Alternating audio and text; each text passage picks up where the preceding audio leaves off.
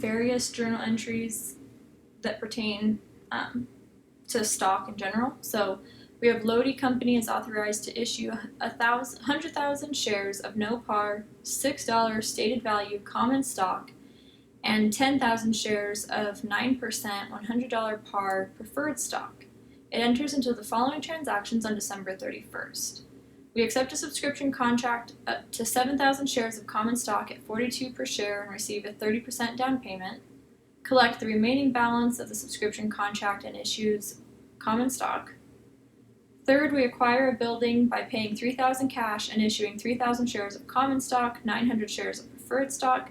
Common stock is selling at $46, preferred has no current market value, building is appraised at $225.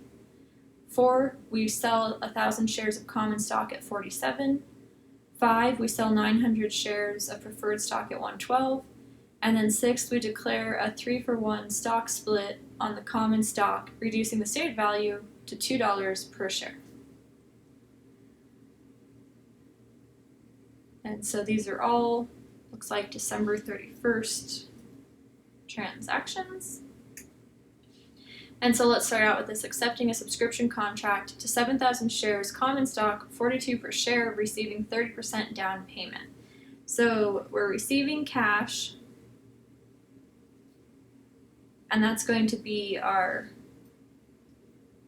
7,000 shares times $42 times 30%. We get $88,200.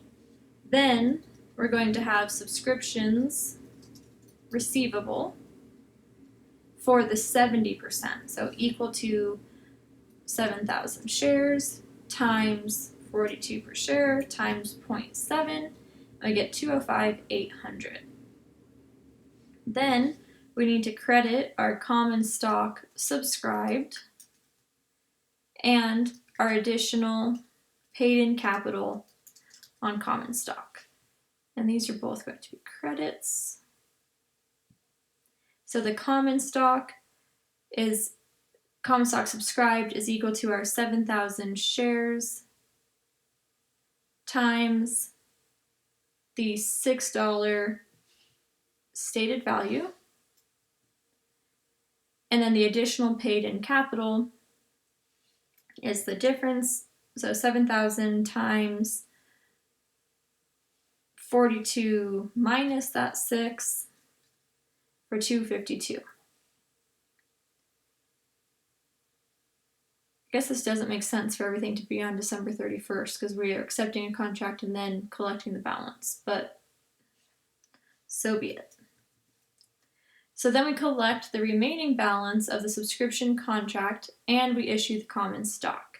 So we're going to debit cash for this previous liability amount of $205,800. Well, really it was an asset to us, a liability to that other company that's now paying us.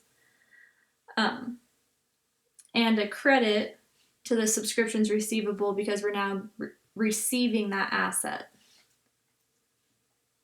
So we took care of eliminating the asset and showing that the cash was collected, and then we need to convert this common stock subscribed to common stock. So we'll debit common stock subscribed, we'll credit common stock,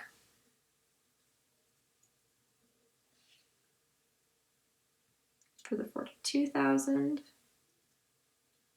And so we've taken care of that. So then we have on number 3, maybe I should just number these 1, 2, oops.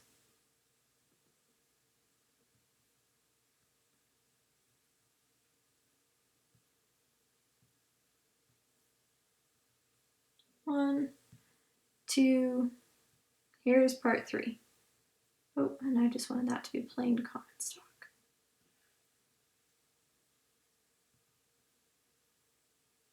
Part 3 says we acquired this building by paying $3,000 cash, issuing 3,000 shares of common stock, 900 shares of preferred stock. Common stock selling at $46. Preferred stock has no current market value. Building is appraised at $225. So now we know we're receiving a building, but let's not worry about those numbers quite yet. Let's think about all the things that we're giving in exchange for this building. So we're giving them cash. We're also giving them common stock for 46 per share that has a stated value of 6. So we know we're also going to need to credit our common stock as well as additional paid in capital on the common stock. And we're also giving them preferred stock. And so in this situation, we're using the value of the stock that we have. So our cash is 3,000. The common stock, it was 3,000 shares at 46 per share.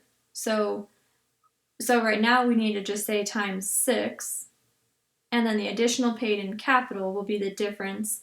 So the 3,000 shares times 40, because we have 46 minus 6.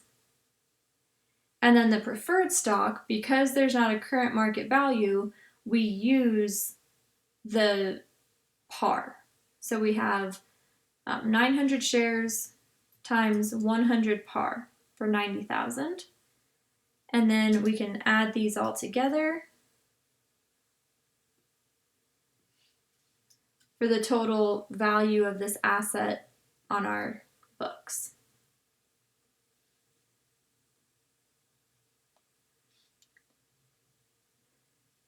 Then we come to part 4. We sell 1,000 shares of common stock at 47 per share. So we're receiving cash, and I don't want that indented. Oops. We're receiving cash in exchange for common stock as well as that additional paid in capital on our common stock. And so we can say 1,000 shares times 47. To the common stock, it's the 1,000 shares times 6, which was our stated value. And the additional paid in capital is the difference, the 4,000 times 41 for 164.4. Oh, did I have one too many zeros? Oh.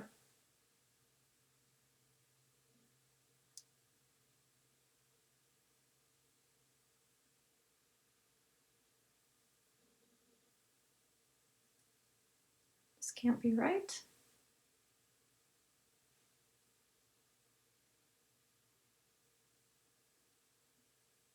Oh, 1,000 shares.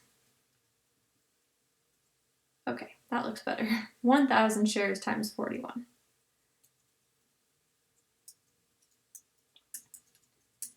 Then on 5, we sell 900 shares of preferred stock at 112 per share. So again, we're receiving cash in exchange for preferred stock, and it's above par, so we're going to have additional paid in capital for that preferred stock. Get into these. Cash, 900 times 112. The preferred stock is the 900 times $100 par, and the preferred, or the additional paid in capital on the preferred stock is the 900 times 12 for 10,800.